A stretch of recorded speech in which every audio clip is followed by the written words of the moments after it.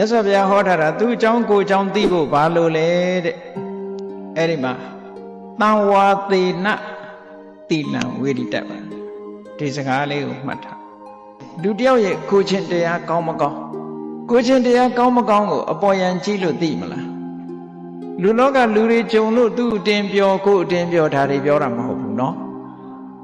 အဲ့ဒါကတန်ဖိုးရှိတဲ့ကိစ္စမဟုတ်ဘူး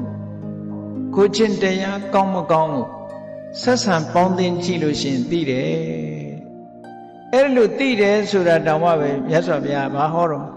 တင်စခောဒီကေနအထုနာအချိန်ယူရတယ်တဲ့ချက်ချင်းမသိဘူးတဲ့ဒါကြောင့်မို့တင်စခောဒီကေနအထုနာနဣတရေ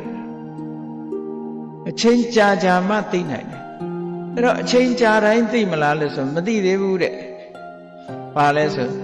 မနတိကရောတာနောအမနတိကရောတတိထားတဲ့လူမှသိမှာတဲ့တတိမထားရင်မသိဘူးတဲ့ဒါဖြင့်တတိထားတိုင်းသိသလားလို့ဆိုမသိသေးဘူးတဲ့တင်စခောပညာဝတ္တာပညာရှိမှသိတယ်တဲ့ပညာမရှိတဲ့လူကြတော့မသိဘူးဘလောက်ပေါင်းနေနေမကောင်းတဲ့လူလည်းကောင်းထင်နေမှာပဲကောင်းတဲ့လူလည်းမကောင်းထင်ရင်ထင်နေမှာပဲဟုတ်ကလားအဲ့တော့ဆိုလိုတာကလူတယောက်ရဲ့ကိုချင်းတရားကိုသိဖို့အတွက်နံပါတ်1အချိန်ကြာကြာပေါင်းရကြည့်ရမယ်နံပါတ်2တတိထားရနံပါတ်3ပညာရှိရ